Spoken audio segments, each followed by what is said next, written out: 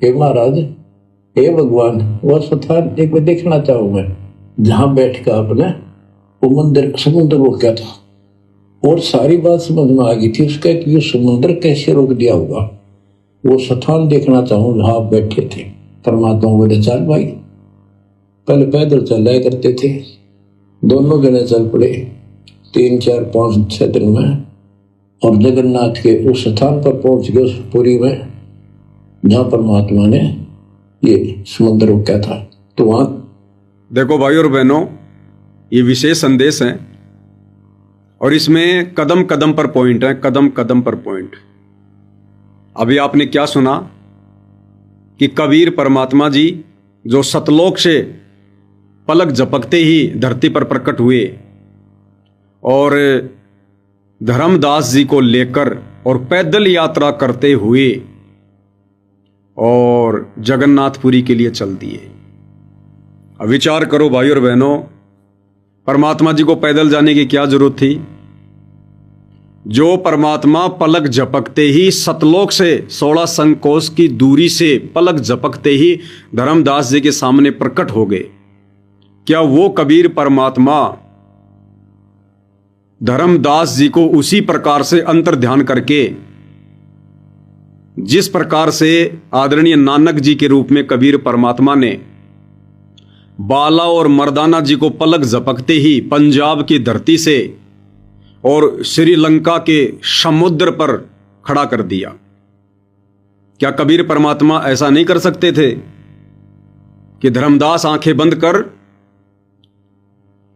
धर्मदास आंखें खोल, 1 सेकंड में दोनों उस जगन्नाथ के मंदिर के सामने खड़े होते? लेकिन परमात्मा ने ऐसा नहीं किया। और वो समर्थ परमात्मा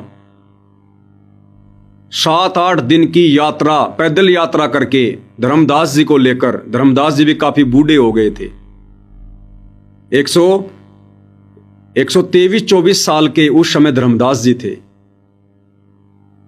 और परमात्मा एक आम व्यक्ति की तरह लीला करते हुए काल के विधान से परमात्मा ने कोई छेड़छाड़ नहीं की और दोनों पैदल यात्रा करके जगन्नाथपुरी गए। तो भाई और बहनों, आप और हमने इन घटनाओं से शिक्षा लेनी है। वर्तमान इस कलयुग की बिचली पीढ़ी में भी वही कबीर परमात्मा सतगुरु रामपाल जी के नाम से प्रकट हैं, और ये वो समर्थ परमात्मा है, पूरी सृष्टि की आत्माओं का रिमोट इस परमेश्वर जी के हाथ में है। 1 सेकंड में परमात्मा जो प्रेरणा करें हर व्यक्ति वही करना शुरू कर दे। लेकिन भाई और बहनों, विचार करो, इतने सर्वशक्तिमान होते हुए, सर्व सिद्धियों के स्वामी होते हुए, और सन 1994 से जब से सतगुरु रामपाल जी ने अपने यथार्थ 13वें कबीर पंथ की शुरुआत की है, सन 1994 से और वर्तमान समय सन 2026 तक सतगुरु रामपाल जी भगवान किस प्रकार से इस ज्ञान का प्रचार कर रहे हैं। गांव गांव जाकर उन्होंने सत्संग किए, पाठ किए। इस सत्ज्ञान को आप और हमारे तक पहुंचाने के लिए परमात्मा ने कैसे कैसे कष्टों का सामना करना पड़ा। 2 कोड़ी के प्राणियों की गालियां खानी पड़ी, गुंडा और भुंडा कहलवाना पड़ा, कैसी कैसी लीला परमेश्वर जी ने करनी पड़ी। काल भी धोखे में है कि ये वो संत नहीं हो सकता, ये कबीर परमात्मा का भेजा हुआ संत नहीं हो सकता, कबीर परमात्मा मानना तो बहुत दूर की बात। काल भी धोखे में है, वो भी नहीं पहचान पा रहा। क्या ये परमात्मा सतगुरु रामपाल जी इन तमाम प्रकार के दुखों से, इन कष्टों से बचते हुए, क्या ये परमात्मा गुप्त रूप से पूरे संसार में प्रेरणा नहीं कर सकते थे? क्या सबका अंतःकरण परमेश्वर अपने रिमोट से जागृत नहीं कर सकते थे? और लाइन लग जाती, पूरी दुनिया की लाइन लग जाती इस परमेश्वर जी से नाम दीक्षा लेने के लिए, और कुछ दिखाई नहीं देता। भाई विचार करो, जिस प्रकार तीनों गुणों के प्रभाव से आप और हम सभी प्राणी प्रभावित हैं, काल प्रेरणा से जब ब्रह्मा जी रजोगुण का वॉल्यूम तेज करता है, आप और हमारे अंदर प्रेरणा करता है, तो काम वासना के लिए व्यक्ति किस कदर हावी हो जाता है। पशु पक्षी काम वासना से प्रेरित होकर रजोगुण के प्रभाव से, जिसका रिमोट ब्रह्मा जी के पास में है, ना इंसान अपनी इज्जत आबरू देखता है कि बाद में क्या होगा, तेरी इज्जत का क्या होगा, तेरे परिवार का क्या होगा। जवान लड़के लड़कियां घर छोड़कर भाग जाते हैं उस वासना से प्रेरित होकर, पीछे ये भी नहीं देखते कि माता पिता का क्या होगा, उनकी इज्जत का क्या होगा, तुम्हारे भविष्य का क्या होगा। पशु पक्षी भी अपने आप को रोक नहीं पाते काल प्रेरित होकर, रजोगुण से प्रेरित होकर। तो जब ब्रह्मा जी के रिमोट से इतना सब कुछ हो सकता है, पूरा विश्व, पूरा प्राणी समुदाय प्रभावित है, प्रेरित है, तो ये तो देवों के देव महादेव हैं, कबीर परमेश्वर हैं।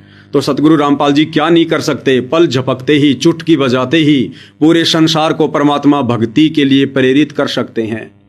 सबके मन में वो प्रबल प्रेरणा जागृत कर सकते हैं कि मैंने तो आज ही नाम लेना है, मैंने तो इसी समय नाम लेना है, सतगुरु रामपाल जी से जुड़ना है।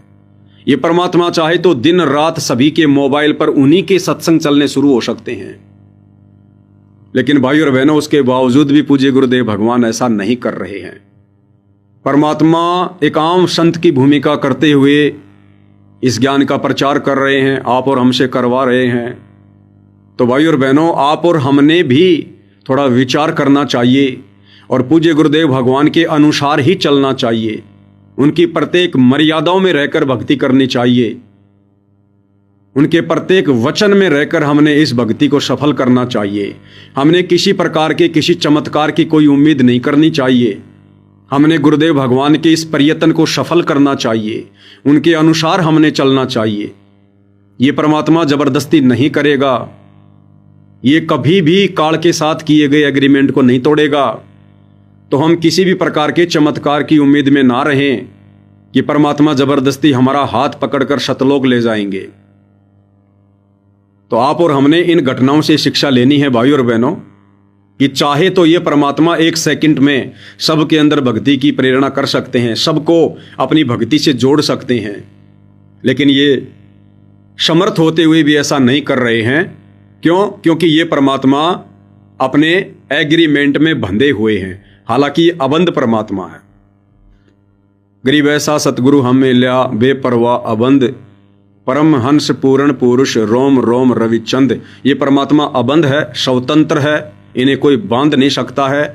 लेकिन भाई और बहनों, जो गलती हमने सतलोक में की थी उसकी बराबर सजा हमें मिले, उसके लिए परमात्मा जी काल के साथ एग्रीमेंट करके इस लोक में प्रवेश करते हैं कि भाई मैं जबरदस्ती नहीं करूंगा। जो मेरे ज्ञान को समझेगा, जो मेरी मर्यादाओं में रहेगा, मैं केवल उन्हीं आत्माओं को सतलोक के लिए तैयार करूंगा, बाकी मैं जबरदस्ती किसी के साथ नहीं करूंगा। तो वर्तमान कलयुग की पिछली पीढ़ी में आप और हम जितने भी भगत भाई बहन हैं, आप और हमने मर्यादाओं को लेकर, भक्ति को लेकर बहुत ही ज्यादा सजग रहना चाहिए। हमने किसी भी प्रकार की गलतफहमी का शिकार नहीं बनना चाहिए कि मैं तो सतलोक आश्रम में जाता हूँ, मैं तो बहुत बड़ा सेवादार हूँ, मैं तो गुरुदेव के लड़कों के साथ में रहता हूँ, मेरी जान पहचान अनारो माई के साथ में है, या मेरे को तो गुरुदेव भगवान ने बहुत ज़्यादा आशीर्वाद दे रखा है, गुरुदेव से मेरी जान पहचान है, मैं गुरुदेव के साथ में रहा करते थे। ये तुम्हारी तमाम बातें, तमाम चालाकियाँ अंत में धरी की धरी रह जाएंगी। ये परमात्मा जिस विधि से लेकर जाएगा वो विधि उन्होंने आप और हमें सन 1994 से बतानी शुरू कर दी थी। और इस विधि से जो इस भक्ति मार्ग पर चलेगा, लगेगा, हर प्रकार से संघर्ष करता हुआ, मर्यादाओं में रहता हुआ, इनके प्रत्येक वचन की पालना करता हुआ, ज्ञान को आधार बनाता हुआ, उसी आत्मा को परमेश्वर अंत में सतलोक के लिए तैयार करेंगे।